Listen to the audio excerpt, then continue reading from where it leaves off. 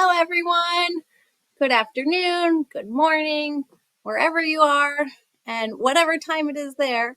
Happy Friday, and welcome to today's virtual school event, where we'll be celebrating the importance of reading, writing, drawing, creativity, and lots more. We're very excited to kick off Teacher Appreciation Week a bit early with this fun virtual school visit with our dynamic author and illustrator duo, Matthew Swanson and Robbi Behr. Let me start off with a quick introduction. My name is Nina Silverstein, and I work at First Book. And prior to joining First Book, I taught kindergarten and first grade in Baltimore City. Hi to any Baltimore friends out there. It's my great pleasure to work with our amazing partners at the Build-A-Bear Foundation, who, thanks to their generous support, have brought us all together today, and who are also generously gifting new books to attendees of today's event.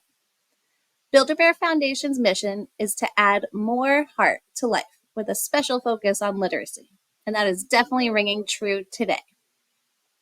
A few housekeeping items before we begin. Please feel free to enter into the chat, as many of you already are, any questions throughout the presentation for our Q&A portion later on. Also, please note that if needed, you can adjust the screen size to make the video bigger on your monitors. And lastly, be sure to have pen and paper nearby for an activity later on in the presentation. Without any further ado, it's my great honor to introduce Matthew Swanson and Robbi Behr. Hello, friends! Hello, oh my friends! goodness, we're so happy to be here. We're very excited to see everybody in the chat saying where you're from. People from all over. This is very exciting for us. Can we just start by saying a big thank you to First Book for hosting us today, Yes. and a big thank you to our friends at Build-A-Bear Foundation for making this possible, for making books available to all of you.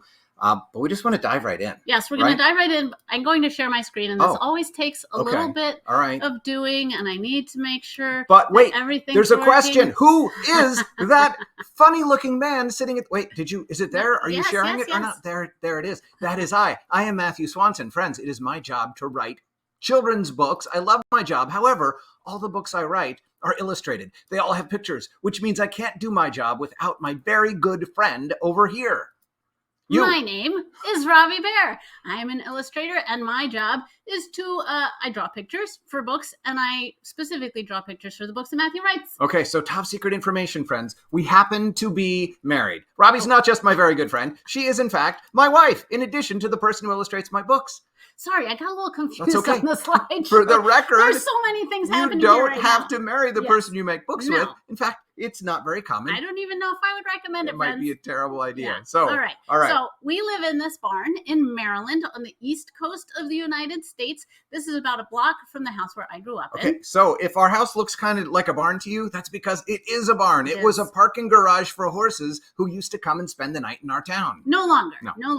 Right now, we are in the upstairs of the barn. This is my studio. This is where the hay used to be for the horses, but now it is where Robbi spends her time. It is my studio. So studio is just a fancy name for an office where an artist works. So you see I have my computer set up here in the corner. I have a giant tablet that I do my drawings on.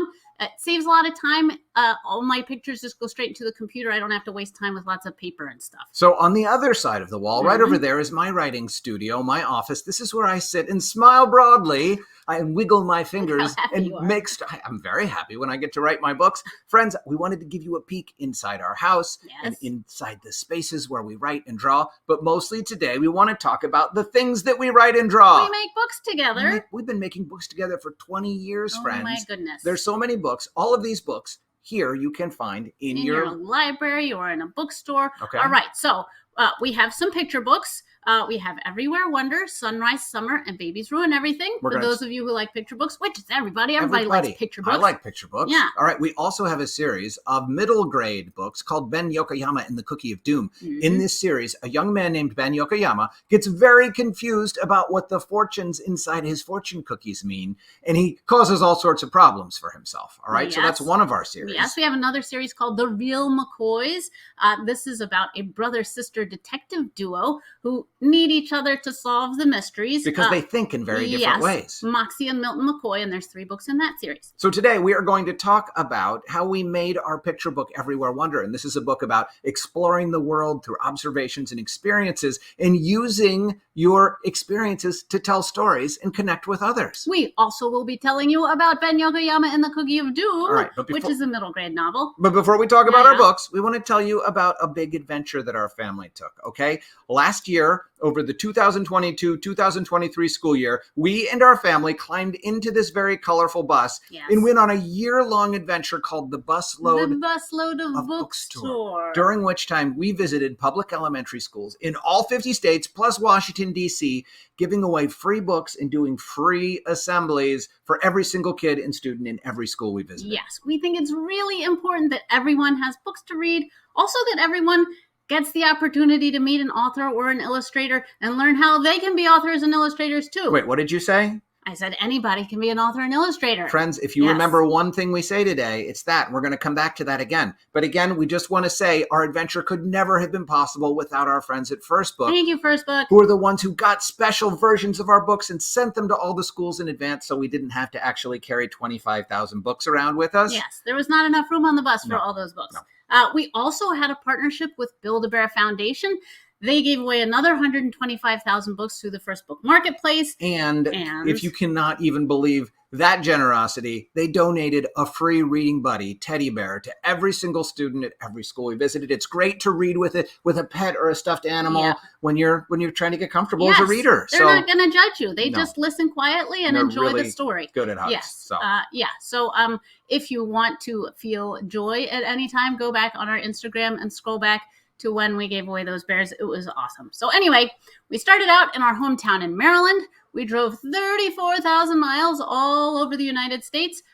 We drove to every state but Hawaii, right?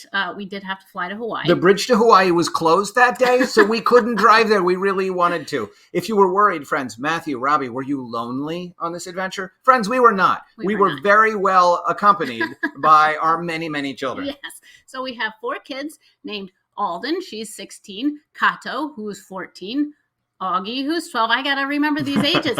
Jasper, who's 7. And we also have a ridiculous dog named Dumbles. We left on our trip with 1 dog named Dumbles. We came back with 2 dogs because when we were in Utah, we got a souvenir dog named Goji. All right. Fortunately, he and his brother get along really well. Now you've met the whole family. But we want to introduce you to the bus. Let's look inside the bus and see what it was like to live with all 6 of us in this little tiny space. All right.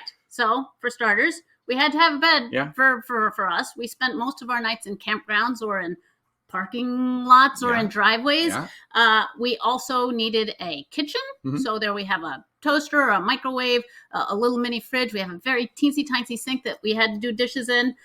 We also needed a place for the kids to sit and do their homework. All right, for the kids to sit and do their homework. If you're saying that's not a kid, that's a dog. Friends, you're right. Dumbles was supposed to sleep on the floor, but he liked to sleep wherever he wanted to. Whenever I would get out of the bus to put fuel in the bus, I would come back inside, and who would be sitting on my driver's seat with his little paws on the steering wheel, asking if he could drive? Friends, do you think I should have let Dumbles drive the bus? No. There's only one answer. The answer is no. The answer is no. That would have been a very short trip if Dumbles had to drive that bus. All right. All right. So the inside of the bus, our bus is not very long. So the inside was full. It's full. The children, we could have put them on the ground underneath the bus to sleep. That seemed a little mean. No. So we actually put them on the roof. So this little platform up here it's a pop-up tent. So we would get to where we were going. We'd pop the tent up and the kids would climb up in there. And this is what the inside looks like. There was a hole in the middle of the ceiling where the emergency exit used to be. And the kids would crawl through the hole and into their beds. And I would stand under the hole with the dogs and throw them up into the air. And the dogs would dive onto the mattress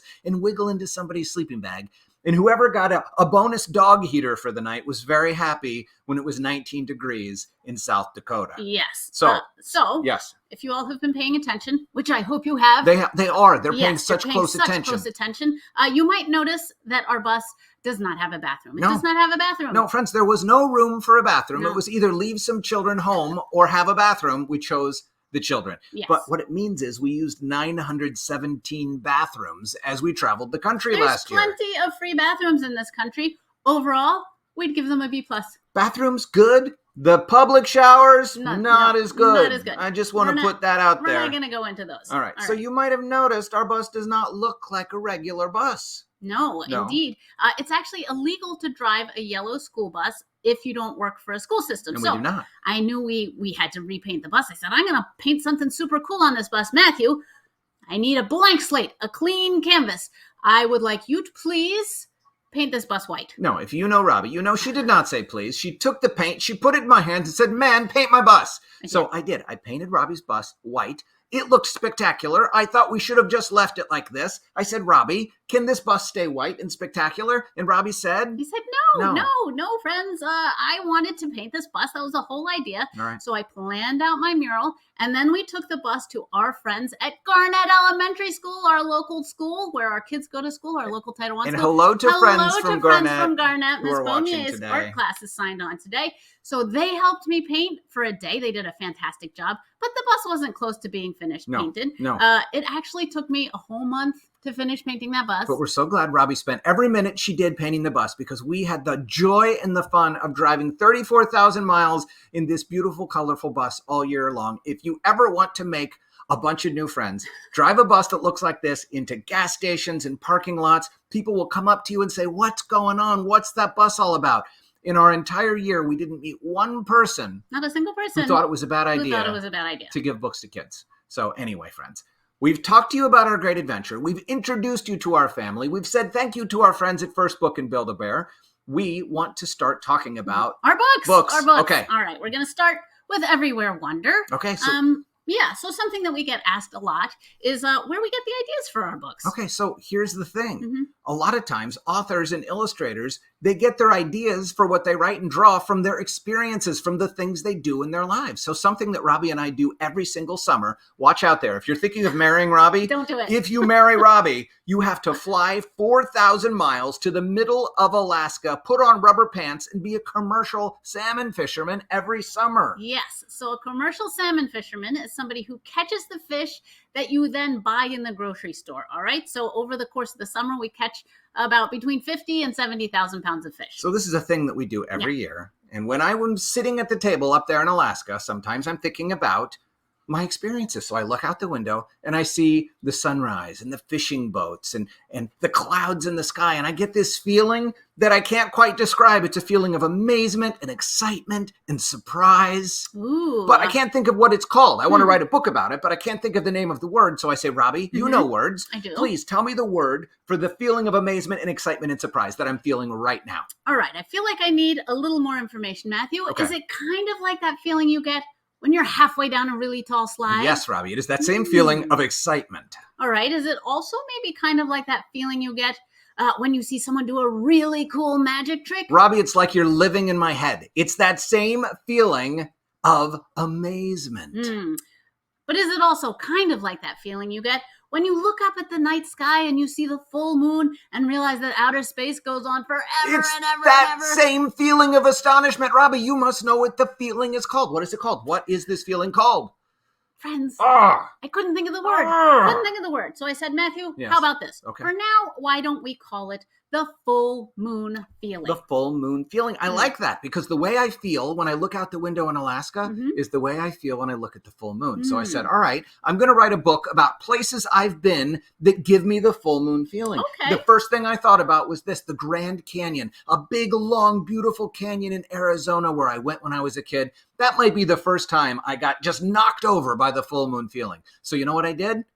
I put it in the book. Oh, excellent. And then I started thinking about other places in the world where I haven't been, but I've seen a photo, and the photo gives me the full moon feeling. So I've never been to Kenya, which is a country in Africa full of savannas, full of big, wide open areas, full of big herds of zebras and wildebeest. And when I look at this picture, I get the full moon feeling. Ooh, all right? Yeah. All right. Well, I've never been to Egypt. Okay. But when I learned about the pyramids, how they were built thousands of years ago, there are these giant stones and they didn't have cranes or anything. That is amazing. That gave me the full moon feeling. Okay. So I think I'm going to put it in the book. All right. And sometimes, friends, Robbi and I go outside at night and we look up at the sky and we say, oh my gosh, look at that. I say, Robbi, I'm having the full moon feeling looking at the full moon. Ooh, and I look up and I say, oh my goodness, me too. It's giving me the full moon feeling too. Okay, so I put all these things in the book. The zebras and the pyramids and the moon and the Grand Canyon. And I said, Robbi, I've written the perfect book about the full moon feeling. Will you please add some drawings? Then we can share it with people and they can get the full moon feeling too.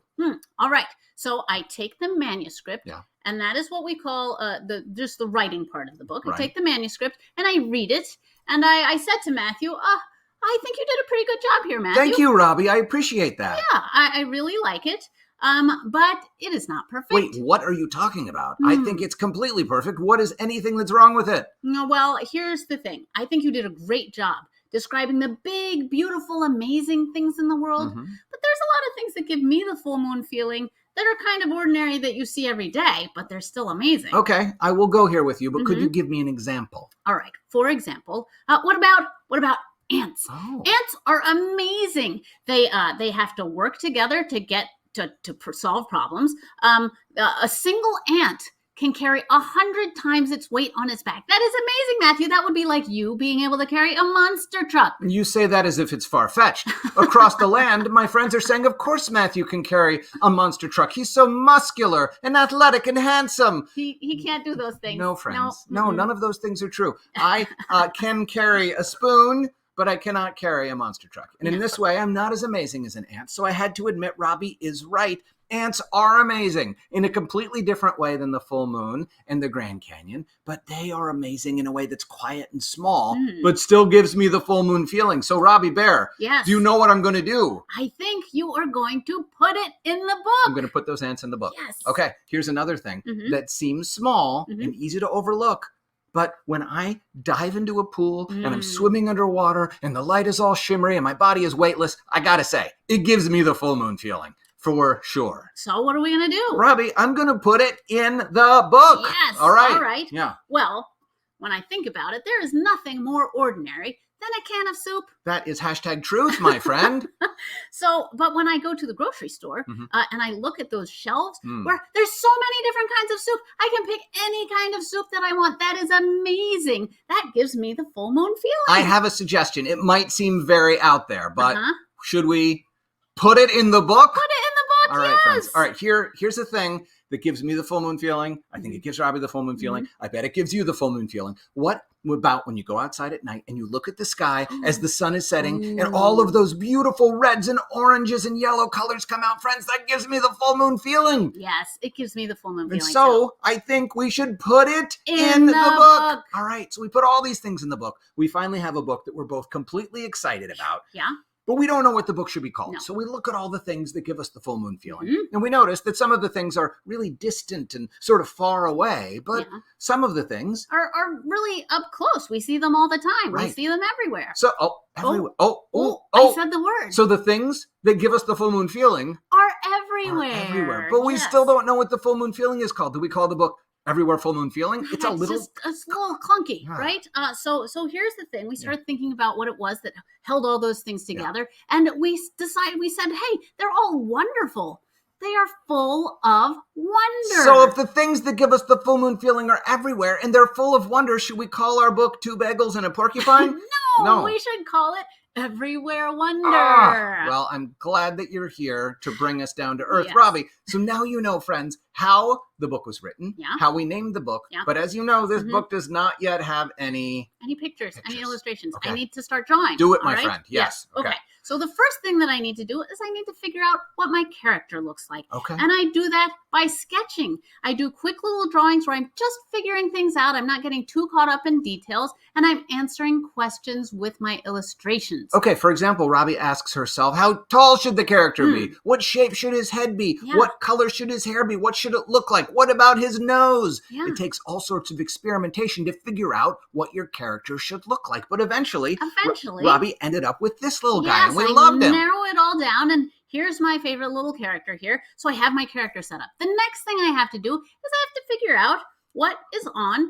She goes through the entire book and she figures out what this character is going to do on every single page. So here is the sketch of the savannas of Kenya. Remember all the zebras and wildebeest. Remember that photo? This is her sketch of that scene. And then she has to go through and look at all of the different scenes and pages, all the different full moon feelings. And this is like a map of the book with little tiny drawings of all the different pages. Yes. So that's to help me plan out the whole book and see what everything's going to look like. Once I have everything planned out, I go back to all of my sketches, and it's time for me to do my finished versions of my drawings. So here's the sketch, right? And I do this, I start making my finals by filling in the shapes, the different shapes that are in my picture. Now, color doesn't matter at this point. All right, so there's my clouds. Next, there's my tree in the foreground. I also wanted to do different layers going off of the savanna, going off into the distance. There's my zebras. I added them. Okay, right? Robbi, I just want to pause here for a second and look critically at the zebras. We admire them. You did a good job from like the head to here, but Robbi, those zebras seem to be fundamentally missing an important element known to most of us as legs. Robbi, you are a professional illustrator who's been drawing pictures for 20 years. I want to give you the benefit of the doubt. Yes, I do know how to draw but zebra those legs. zebras are legless, my friend. Explain yourself. All right, here's the deal. Zebra legs are very tricky to draw.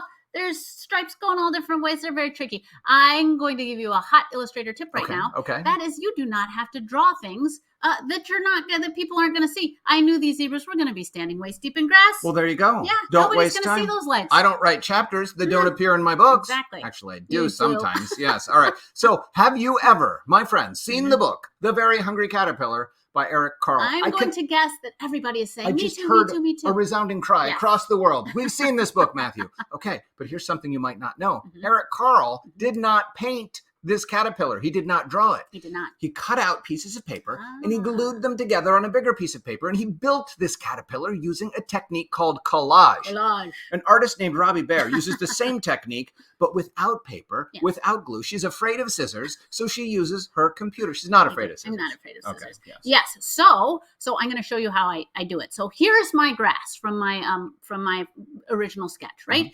The one piece of this that I don't do on my computer is I do my watercolor painting. So I take out my paints and I paint kind of the colors that I want the grass to be. So I've got yellows and oranges and browns. I paint it all on there. I take a picture of that and I bring it into my computer, and then I trim out my watercolor picture in the shape of the grass, right? Okay. So I'm going to do that with every single shape in my picture. So this is my watercolor for the bark of the tree. All right. Then I have my watercolor for the leaves of the tree.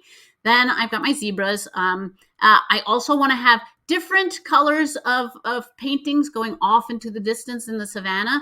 Then I have my clouds. And then, you know what? I did have to read the actual story, and it mentioned that there were wildebeests. Remember the wildebeest? Zebras and wildebeest. So there you go. So at this point, I feel like I'm pretty much done. I've done a great job. Okay, so I looked at it, and Robbi, I did not agree with you. What? I did not think you were done. What? I remembered that original photograph, and there were lots and lots of animals in the photograph. Let's look at the animals here. There seem to be 6. Well, okay. Let me look at the drawing, and I'll see if I get the full moon feeling. Because this is a book about things that give us the full moon feeling. I'm going to look, and no, I have the deeply skeptical feeling. Robbi, look at the picture. Look at the picture. There it is. Are there 6 animals, or are there lots and lots of animals? All right. There are lots of animals. The lots and lots is what gives me the full moon feeling. Full moon feeling it up. Bring some more animals to this drawing, please. And I will put some more animals in the drawing. Are you happy? Are you satisfied, Matthew? I feel like I've done a good It's not job. about satisfaction. It is about whether the full moon feeling is achieved. I will stand back. I will look at your drawing, and do I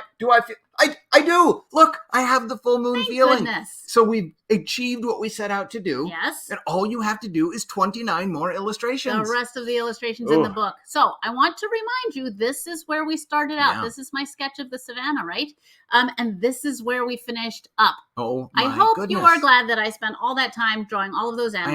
I am glad. And friends, here's the thing. Robbi, can you show the next slide? Oh, I sure. would very much like to read this book to you all right now, but we don't have time because we have so much else. Yeah. So teachers, if you take out your phones and scan this QR code, you will go to a page with all of our information. At the very top of the page is a little moon, and below it is a link, and that has a video of us reading Everywhere Wonder and walking you through an exercise where you guys get to draw your own full moon feelings. Yes. All right? So remember, Yeah. we wrote and illustrated Everywhere Wonder based on things that gave us the full moon feeling. Yes. That was an experience that we had. right? And so when we said that you can be authors and illustrators, all you have to do is look inside of yourself and see what fills you with amazement, excitement, and surprise. And then you can tell your own stories. So this is the way to get started. Teachers will show this again at the end if you didn't miss it. Don't panic. Sometimes authors make stories about their experiences. Sometimes authors named Matthew sit down in their green shirts at their computers, wiggle their fingers, and have no idea what's going to come out. I just want to point out, when Matthew says wiggle his fingers, he means type on a keyboard. You don't write stories just by Shazam. That's not true. I wiggle them and stories happen.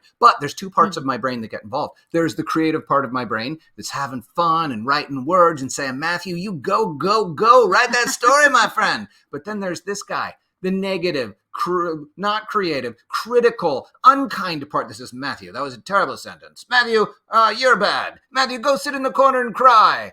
And, all right. That's terrible, right? Yeah. So the trick here is you need to pay attention to the creative part of your brain at the very beginning. Let that creative guy go. Let the engines run, all right? Tell the doubting guy to go sit in the corner. That's we right. don't need him yet. We're going to use him later, all right? So but not right now. The best piece of advice I can give you if you're trying to write a story is don't think, just write. And by that, I mean don't overthink. Don't get in your own way. Just write down the words. Don't worry about whether they're any good. You can have time later to make your story better. So one day I was just writing, not thinking, feeling great, going, go. And I wrote this paragraph that ended up being a pretty important paragraph in my life. So Robbi, would you please read it to our friends? I will. I would like them to witness the greatness. Please. All right, go ahead. All right. Ben ate so many noodles because he loved noodles, and the noodles were there and no one said he could not eat them. After the noodles, he ate fried dumplings and wonton soup. After the soup, he picked up a fortune cookie. Okay. All right? Yes. So yes. I have to say that this now is really the time to let that judging part of your brain get to work. Get him back out of the corner. Okay. Because that part of your brain is going to tell you what's interesting, what's working, what's boring, and you don't need to waste any more time on, right? And my thought was, well, most of that paragraph wasn't that great. It was mostly about the things I wanted to eat for lunch. So I said, I'm going to go eat lunch, and then I'll come back later. But I noticed right at the end of the paragraph, there was one sentence that I thought maybe held the idea to a story. So let's look at it together, friends. It was after the soup, he picked up a fortune cookie. The critical part of my brain said, aha, that's why you wrote that paragraph. Let's work on that. But first, let's eat a lot of spaghetti. All right. All right. So I want you all to know, so just so we're all on the same page, fortune cookies are these crunchy little cookies that you get usually at a Chinese restaurant at the end of your meal. They're hollow inside. You crack them open, and there's a little slip of paper inside. And sometimes the slip of paper has a prediction about something that's going to happen to you, like you will inherit a large sum of money, or happiness is just around the corner. But other times, it's a wise saying or a piece of advice, like the early bird gets the worm, or 2 heads are better than 1. Sometimes these phrases are really confusing, like the early bird gets the worm. What does that mean? Do I have to rethink my approach to breakfast foods? No, that's not what it means, friends. The point is sometimes fortune cookies can be really confusing. So I had my lunch, I came back to my desk, and I read that sentence again. After the soup, he picked up a fortune cookie. And I said to myself, I know there's an idea hidden in there, but I can't think of what it is. I'm stuck. And so I was stuck. And Robbi, what do I do when I get stuck? Well, you ask a question, Matthew. Yes. So what's the first question that you ask? All right. You pick up a fortune cookie. If my friend Ben is sitting there with his fortune cookie, what does he do with it? I would say, what's inside the cookie? Okay, so he opens it up. He finds a piece of paper. Yeah. What's the next question I have to ask? What's on that? What's the fortune written on that piece of paper? All right, so I'm a writer. I need to figure out what the piece of paper says. Yeah. So I think of all the fortunes I've ever gotten, and I thought of this one that I got when I was a kid. Live each day as if it were your last. It really confused me when I was a kid. I thought it was my last day, and I had to do everything I'd always wanted to do before the day ended. I was very worried and scared. I just want you all to know that's not what that means. That's not what it means. It means, it means time is limited. Get to all the things you want to get to because they're not, you might not get to them. Okay, but Ben, I decided, is the confused part of Matthew Swanson. The next question you have to ask is, who's Ben and what does he feel about this fortune, right? So almost every character I ever make is some part of me. Yeah. Ben is the confused part of me. So Ben gets confused. He thinks it's his last day to live. So here's the most important question, friends. I know who my character is. What does my character want? That's what makes a story interesting. What does Ben want, Robbi? Well, he makes a list of all of the things that he wants. He wants lots of things. Yes. The first thing on his list, of course, is eat a piece of cake. Of course, if it's your last day, you start with cake. Yeah. So Ben eats that cake. He eats the heck out of that cake. The next question I have to ask myself is, now that we know what Ben wants, what's going to stop him from getting what he wants? Stories are only interesting if something gets in your character's way. So Ben wants cake. He sort of gets the cake, but... There's a little bit of a snag here. This was a forbidden piece of cake. No. It said on the cake, do not eat this cake. It was special cake. His dad was saving for a special occasion. His mom gets really mad. Now, I could have given Ben a mom who knows how to bake a cake. Yes. They could have replaced the cake. Dad didn't have to know. Everything is smooth and great. However, let me tell you, that would have been a very short story, and it would have been kind of boring. It would have been called Ben Bakes a Cake. That's the end. It's not what it's called. It's called Cookie of Doom. We need more doom. Yeah. So Ben's mom bakes terrible cakes. Those cakes smell like dirty gym socks. Ooh. So things keep getting worse and worse for Ben, which is why you keep reading the book. Yes, however, the book has to end at some point. And at a certain point, you want it to be a happy ending. Yeah, so I say to myself, how do we help Ben solve all the problems? What does Ben need to solve his problems? Turns out the thing he needs is not a thing, but a who. It is Janet, his best friend Janet. Oh, I love Janet. Who sees the... Well, Robbi, I did base Janet after you. So I'm glad that you like That's Janet. why I love her so much. I like Janet. Janet helps Ben solve his problems and find his happy ending. So friends, I wrote a paragraph. Yeah. Most of it was bad. Some of it was good. To find out what was good about it, I asked questions. All right. So we're going to give you tip number 1. Yes. Which is to ask questions. If you ever get stuck trying to make something or do something, this is true not just if you're writing. This is true anytime in your life. If you're stuck. If you're stuck in a greasy hole that's really deep, call up and say, friends, does anybody have a really long ladder? Yes. And that's the way to get out. Yes. Questions will lead you to the answers. They open up the possibilities for you. All right. So don't be afraid to ask questions. So I ask lots of questions. Yeah. I write the best version of the book I can. I give it to this person. Her name is Catherine. She is the editor at our publishing company. All right. Her job is to work with writers to make their books better. However, my book is already perfect. So I give her the book and I say, Catherine, just as a formality, tell me how great this book is. I'll be standing over here. All right. So what Catherine does is she reads his manuscript. Again, that's what we call just the words part of the book. And she reads his manuscript and she writes him a nice email. Okay. Right? Yes. And she usually starts the email by saying, Matthew, you did a really great job on this book. Well, I really enjoy it. Thank you, Catherine. However, it is not perfect. Ugh. It is not perfect. No. In fact, you have a lot more work to do on this, Matthew. Oh, I don't like that. When Catherine says that, I do the same thing every time. I crawl under my desk and I pout pathetically for about 15 minutes. I set a timer. When my timer goes off, I stand up, I brush myself off, and I say, Matthew Swanson, get a hold of yourself. Catherine is just trying to make your book better. That's what you want too. Read the rest of her email and see what else she has to say. Yes. So what Catherine says in her email, what she does, she doesn't just correct his spelling. No. What she does is she asks questions. She'll ask certain helpful questions like, hey, what was so important about that cake that Ben ate? All right, tell us about that. Or what if Janet had a super secret that she didn't tell anyone and that Ben didn't know about? This leads us to tip number 2, friends. Yeah. You don't have to get it right the first time. No. I've been writing books for 20 years and I don't get it right the first time. Yes, and this is an important thing for you all to remember when you do your own writing, that when you turn it into your teacher and it comes back and it's got a bunch of marks on it and you feel like you haven't done anything right, don't worry, that is exactly the way the pros do it. They get some feedback from somebody else. They're just trying to help you make your story better. So don't feel bad. You're doing it right. Just try to fix your story up and make it better. All right? I don't know if you know this, Yeah. but Teacher Appreciation Week is next week. Next week. Each and every one of you has your own editors in the room with you right now. Amazing. People who are trying to make your work better. Everybody turn and look at your teacher and give them a round of applause. Or like a heart. Or like this. Just a quiet, or like yeah. this. Or like this. No punch the teachers. Just a little fist bump of the teachers. Okay? All right. Friends, we appreciate you teachers. Thank you, teachers. Okay. You are doing the important work. So once Catherine and I make the book as good as we can, we hand it to Robbi, Yes. and it is her turn to add all of the illustrations. Indeed. I love this part of the process. All right. Yes. So the first thing that I do is I have to figure out what my characters look like, right? Matthew doesn't do a lot of describing of these characters. No, that's your job. Again, I have to start out by sketching, right? I draw lots of different versions of my characters, and eventually I come up with the ones that I like the best. Next thing I have to do is I have to figure out what's happening on every single page, right? So this is what is called the layout. The layout is the words and the pictures together. Here I have Ben's list. He's holding his list. Then down at the bottom, a silhouette. He's running away from his angry neighbor and he's feeling a little bit scared.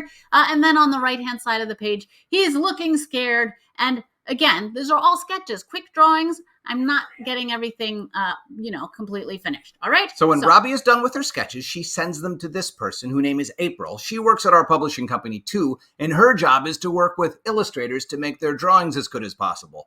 Like Catherine, April asks questions, and like Catherine, she sometimes thinks Robbi's drawings aren't perfect yet. So she said to Robbi, the words say this is supposed to be a cat in the windowsill, but Robbi, would you think that maybe this strange misshapen lump looks a little bit more like an angry potato, Robbi? Oh my goodness, an angry potato? Well, here's what I do when I get feedback that I don't really enjoy getting, all right? I rage eat cheese balls. That makes me feel better. I don't hide under my desk. I eat my cheese balls until I feel better, and then I realize that I'm actually getting some good feedback and I need to change my picture. And this goes to show you that tip number 2 also applies to illustrators. You don't have to get it right the first time. It's also about Robbi, who's been a professional illustrator for 20 years and still doesn't always get it right. Sometimes she has to turn a lumpy mess into an actual cat. I hope that cat looks less like an angry potato. If it doesn't, don't say anything. The book is already published. All right. You can shout. We can't hear you. Friends, April also said, Robbi, on this page, the words say, Ben felt like someone who had just outrun a tornado. Mm-hmm. There are no tornadoes in this book, but what if we use this illustration instead to show what it feels like to be chased by a tornado? All right, so here is the finished version. I had to do a lot of changing around of things, but here's the finished version, and it does a great job of showing how tiny Ben is down there and how big that feeling is chasing him. All right, so I go through the whole book with April, and I fix everything up, and when I am done, we look at each other and we say, Oh my gosh, goodness. Look at this thing that we made together.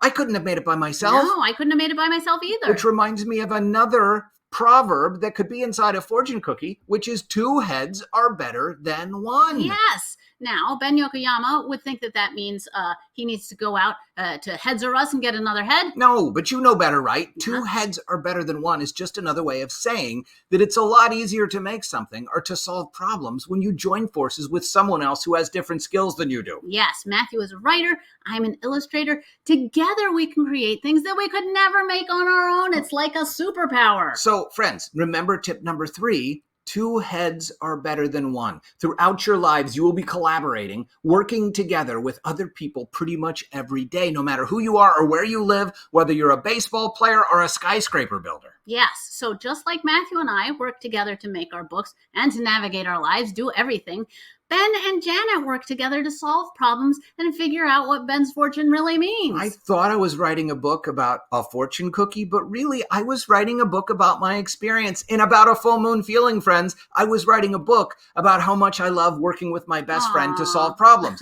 That's what Ben and Janet do. That's what Robbi and I do every day. Yes. So everything that you create comes from somewhere inside that great big pile of things that you've seen or experienced in life. So that is your special superpower. So if we gave you all the project of writing your own version of Cookie of Doom, right? Okay, what if we asked you to figure out what your list would be? Yeah. What are the things that you would do if you only had one day to live? Think about all the different things that would make happen in your story. Yes, everybody's story would be totally different, right? And that's kind of amazing. Each of you is unique, and each of you are the only person who can tell your story. That is your superpower, friends. All right, so we used our superpowers to make our books. We have the first 5 Cookie Chronicles books out already. Book 6, which is about an election. Ben and Janet are on opposite sides of a hotly contested student council election. That's coming out in August, and right? I just finished writing book 7, The Cookie of Destiny. Ooh. You are the first kids in the world to know that. And if you like the Cookie Chronicles, we also have the Real McCoy series. And then, of course, we have our picture books, Everywhere Wonder, Sunrise Summer, and Babies Ruin Everything. All right. So, friends, we want you to get out some paper, get out some pens. We are going to work together to draw Dumbles, our dog. Yes. Robbi needs to push some buttons. We hope this goes well. We don't know exactly what's going to happen. Here we go. I'm going to switch windows. All right. But if you're saying to yourself, no, I'm not an artist, I'm not going to draw, rubbish and bah. Everybody's an artist. Matthew's going to do some drawing. All right. All right, friends. So if you are ready, where is my, What's happening? I don't know. Something going wrong? Yeah, I don't see my picture of Dumbles. Hold on. I'm going to stop my screen share. I'm going to try it again. All right. Let's give it another go. Screen share start. Let's try this. We were going so well, friends. Can you There we go. All right, friends. All right, so here we go. We're going to draw Dumbles. And the first thing that we're going to do, step number 1, is to draw a rounded W. And I just want you all to know, looks like a butt, not a butt. It's a rounded W. It's a rounded W. So there you go. Draw your rounded W. Step number 2, you're going to go straight up from the left-hand side and hook around into a kind of a triangle or a half of a coat hanger, right? Then you're going to start from the edge of that coat hanger, and you're gonna go straight across and come around down to the other side of the rounded W that is not a butt. Then step number 4, you're going to draw kind of a matching triangle on the other side there to match up with Dumbles' other ear. Next step, in the middle of your rounded W, you're going to draw an oval. You can draw an oval like that, or you can get a little bit more complicated, and you can draw it's an oval like with a triple U down on the bottom there. Color that in. Ooh, a triple U. Triple U. But it's like an upside down triple U. I don't know. Anyway. Okay. So now the next part, friends, I would like you all to wait and watch your options. I want to draw right away. Don't start drawing. Right. Wait till I show you your options. So these are the options for your eyes. We have on either side of that nose, just regular little dots. That's kind of a blank expression. Dumbles isn't thinking very much. We also have vertical little dashes. That's kind of like a neutral. It's just your average Dumbles face. Then we have U's. That's Dumbles either sleeping or thinking or dreaming. Okay, then we have the option of upside down U's. Those are smiley eyes. Those are what happens when you smile. It makes your eyes curl around. So that's another option. We also have straight across eyes. This is this is like sleepy Dumbles. Usually this is kind of like an annoyed Dumbles. That's what I look like. That's what I look like when I get annoyed. Got my eyes like that. Okay, then final option is, rounded eyes, just like usual. This I use if, Dumbles needs to look in a particular direction. All right? So choose your eyes however you would like out of all of those options. I have the options up here under eyes if you can't remember your options. Okay, I'm just going to do straight up dashes. The neutral eyes. Okay, so hopefully you have picked your eyes by now. And next step, we are going to choose eyebrows. Now, eyebrows are one of the most important features in an illustration because they tell you what your character is thinking. And you will see with Dumbles' neutral eyes here, we can change what he's thinking with the eyebrows. So first option, just straight across. This is, he's paying attention. He's thoughtful, but he's not like feeling strongly in any direction. Next one is lines sort of angled out to the outside of his face, slanting down to the outside of his face. Here, a little bit worried, a little bit concerned, right? Next, we've got upside down U's. Oh, that's surprise. Oh my gosh, I'm a little bit surprised, right? I just want to give you another tip. If you make those upside down U's big and high, now he's really surprised. Oh my goodness, his eyebrows are jumping right off of his head. He's so surprised. Okay? The next one is sort of like rounded corners of a rectangle over his eyes. This one, he's really worried. He's concerned. He's feeling very worried. Next, we have straight across on one side and an upside down angled J on the other side. This is Inspector Dumbles. He's very suspicious and he's going to figure something out. All right? Finally, this one is a very strong feeling, slanted down towards the nose. Angry Dumbles. Look how angry he got all of a sudden, right? Okay, so over here in this little bubble, you have your eyebrow options. You can figure out what you want Dumbles to look like. Go ahead and make your choice. I think I'm going to have worried Dumbles. It's my little corners of, He does look worried. What do you think happened? I don't know what happened. All right, so after that, the next thing to do is to, you want to put his little freckles on his cheeks, 3 little dots on his cheeks. Let me tell you something, though. Do not fill those with whiskers. Uh-oh. Because look what happens. He turns into a cat. He's suddenly a cat. Which is a good thing because now you know how to draw a cat. Now you know how to draw a cat, but that's not what Dumbles looks like, okay? So there we go. We have that. Dumbles has a little spot on his head, so you can color that in. You give him a mouth, and again, you can make it straight across. You can make him smile. You can make him frown. You know those shapes. I'm going to make him smile because now he looks like worried but happy. Like maybe somebody's going to give him that bone. Who knows? And then you can draw your body. I have Dumbles. He has a little bone collar there, and then I give him little feet. You can draw his body however you want. There's lots of options. But there you go. So that's the basic idea. There's Dumbles. I have my worried Dumbles.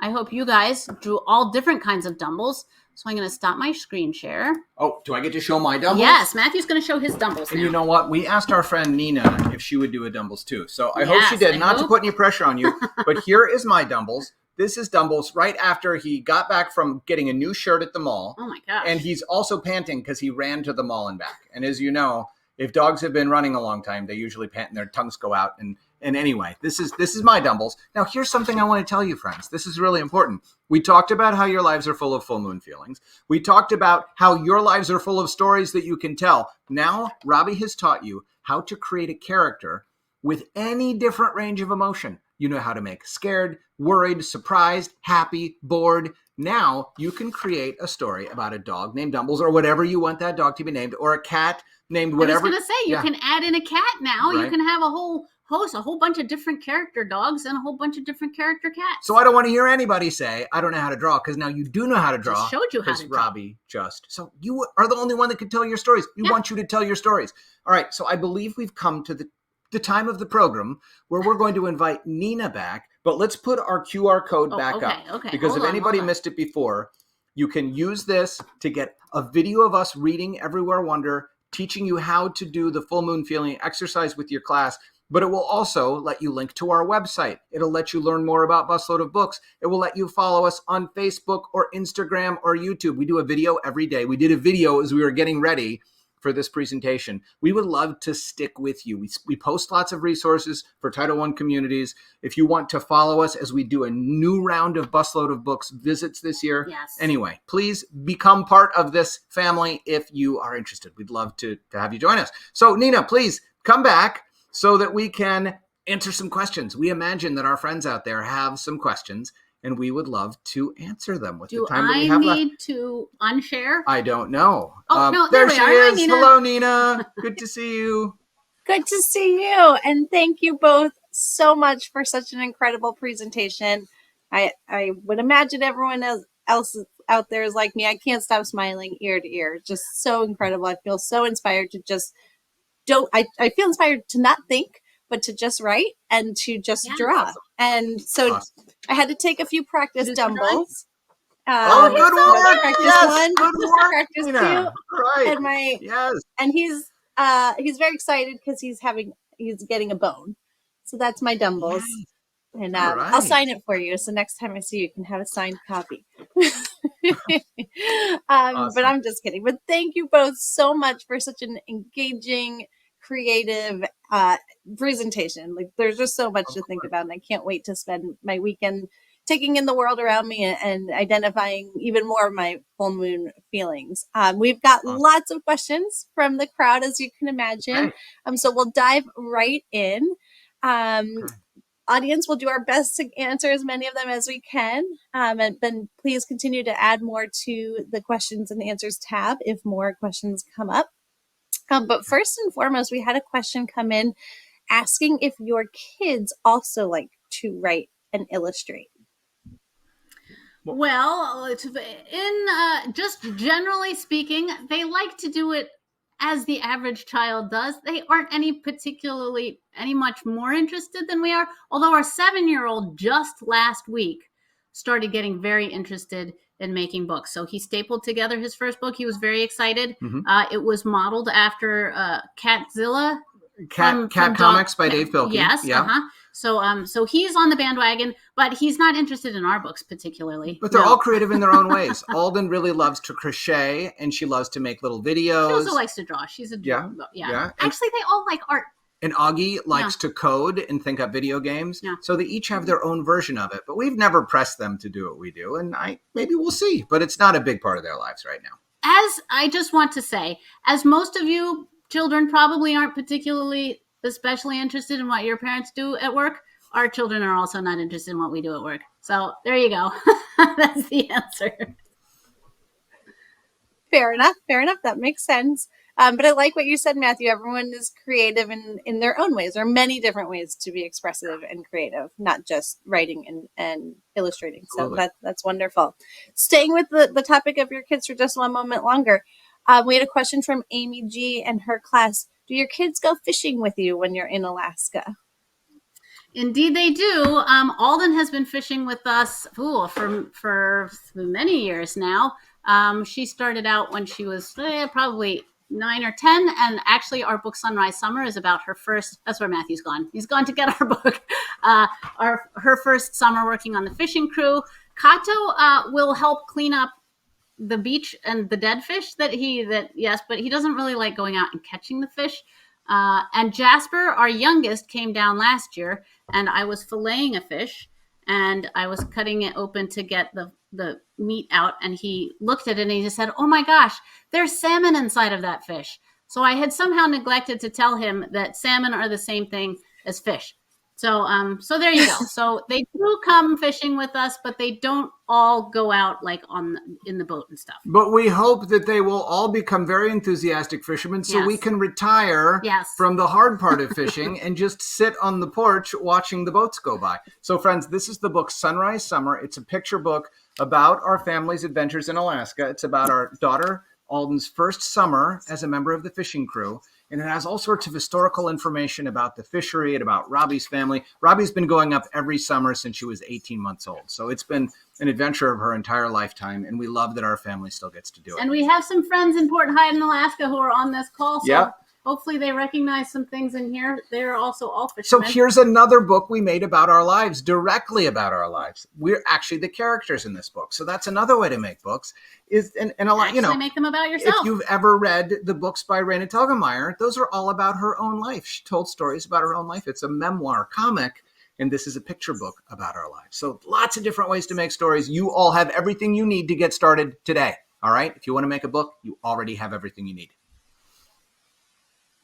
That's incredible. And again, leaning into what you were saying of using your own experiences to generate ideas. And that answers a couple of questions we had from the audience as well. Do your kids help you get ideas? And that book is a perfect example of how your kids kind of help generate ideas through your lived experiences. Another question we had come through from Nadia Valenzuela was, what is something that has... Hi, Nadia. What is something that has inspired you that might be surprising to others? That's a good question. Let me tell you. I'll tell you right now. What? Teachers are so inspiring. All of the teachers that we met on the bus tour, including Nadia, are super inspirational to us. You all are doing the hard work of showing up every day for your students. We find that super inspiring. It's not inspiring in the way that it makes us necessarily. Well, Matthew's writing a book right now on it and how inspiring it was. But sometimes you can just be inspired to do better yourself. So that's what the teachers do for us. I am inspired by the things that confuse me and that I'm afraid of. So I think that when I'm writing books, I'm often writing books about problems that I haven't figured out in my own life. So all of my characters are troubled. Moxie McCoy in The Real McCoys is a little bit overconfident about some things while not being very good at other things. That is the same thing about me. I rush too much. I miss details. I can't solve mysteries in my own life. So I wrote a character about a girl who also can't solve mysteries. Ben Yokoyama gets confused by what words mean, and he really likes food. I love food, and I get very confused. I'm very literal-minded. So I'm inspired by using my characters' adventures to try to understand the world better. And I'm never as insightful as I am when I write. So for me, it's deeply pleasurable and really helpful to help figure out my life when I write stories. Yeah.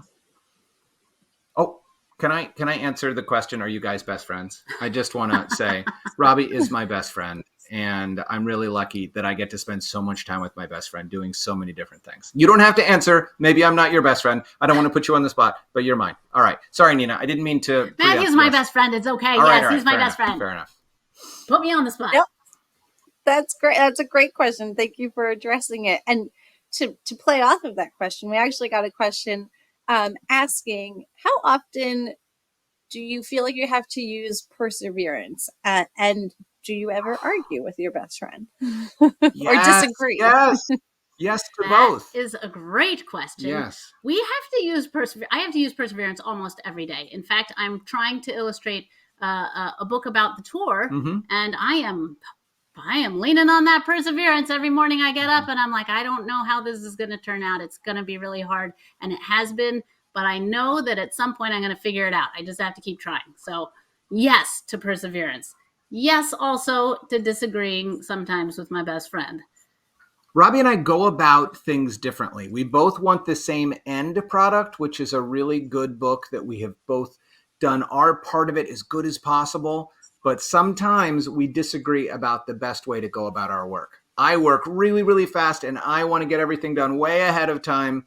And Robbi likes to get things done at the very last minute. She always gets it done. I do. But sometimes it's a little stressful. So we want the same thing, and we always get our work done, and we hope make good books together. But sometimes we do a little like frowning at each other. I'm like, Robbi. And we kind of have a rule that if we disagree on the pictures, I'm the one who gets to win that argument. Yeah. And if we disagree on the writing, then Matthew's the one who gets to win that argument. But very rarely, almost all the time that we have a disagreement, like if Matthew says, I think, like in that picture, he's like, I think you need to put more animals in there. We have a disagreement, but secretly in my heart, I know he's right. And that makes it even harder. Sometimes I get even more stubborn when I know that he's right. But eventually, we actually usually agree in the end on most things. But the reason that I'm willing to be perseverant about my job is I love my job so much. I feel so lucky that my job is to tell stories because I love making books, but even more so, I love using my books to connect with other people. The year on the road was the best year of my life because I got to connect with so many people who read our books, who get excited about books, who love creativity. It was super special. So anyway, a lot of work to be an author and illustrator, but totally worth it. Totally worth it. All right. Sorry. No, that's a great segue into our next question. We had a question here from Caitlin Euchre's class. Did you both always want to be book creators when you were little, or is this something that developed later as you got older? Well, let me tell you, Nina, I was going to be a famous actor. And then I was going to be a famous singer, songwriter, guitar player. And then I was going to be a famous poet. Fame was the through line. I think Matthew is a little ego pumped. But then I was going to be a teacher. Then I was going to be a social worker. Then I was a college admission officer. Then I was a communications consultant. You kind of have mushed all those together in what you do now. That's actually kind of amazing. So no, I did not know that I was going to be a children's book author until I was 42 years old. I've only been a children's book author for the past 7 years. I'm 49 years old now. So no, I had no idea. I just kept doing things I loved. I love doing creative things. So I kept doing them, and one would lead me to another, So if you out there are 8 years old and you're like, I don't know what I'm going to do with my life. That's okay. It's okay. That's okay. I don't know if I'm going to still be doing this with my life 5 years from now. I know that right now I love what I'm doing so much, and that it connects to all the things I've done along the way because it all had to do with creativity. I always knew I'd do something with creativity. I had the same thing. I always liked being creative. I liked drawing. I didn't necessarily think I was going to draw picture books or kids' books. And in fact, we started out working together. We were making illustrated books for adults. We were self-publishing, and it was something that we did because we thought we were going to revolutionize the way that adults read books. That hasn't happened yet, but it's on the docket someday. We'll get to it. Mm-hmm. So I always liked drawing, and it really wasn't until I met Matthew and we started working together. Matthew's leaving for some reason. That we started working together that I realized that making books was something that I really liked doing. And I'll take the next question by myself, apparently. Well, speaking of what's next on the docket, and for everyone listening, a docket is like a list of things you want to do. We had a question again from the audience. What are a couple of things on your bucket list or want to do list? But Matthew's back with special guests, so I just wanted to give the boys a chance to say hello. This is Dumbles and Goji. They love you all very much. They wish that you were here to pat them on the heads. They are an important part. They both want to be authors. They lack the skills. They cannot wiggle their fingers, but they wish. Their heads are full of stories that no one will ever know. Maybe you all can write stories for them. Okay, so what's next on the bucket list? Well, what we're really excited about is that in the year ahead, we're going to do 12 more Busload of Books visit with our friends at First Book and Build-A-Bear Foundation. We're going to visit 6 schools with our bus in person. We're going to do 6 virtual school visits in places that we can't reach because we live so far on the East Coast. But we are going to keep working on a research project that we've been doing with a college, Washington College in our town, where we're measuring for the first time the impact of author illustrator visits on how kids feel about reading, writing, and drawing. And the results so far have been really exciting. So for me, that's what I'm excited about. In addition to all the other books we're going to make, and there's lots more books on the horizon. Yes. It's continuing to connect with Title I schools, to support Title I teachers, to say thank you for the hard work that you do every single day, and to meet you and do what we can to be part of your lives. Our dogs are now fighting in the background. I will send the dogs away. Robbi, you tell your answer. Go in the other room, dogs. Come on, dogs. Come on. Oh, come on, they're dogs. like, no, I don't think so. Come on. That's okay. All right.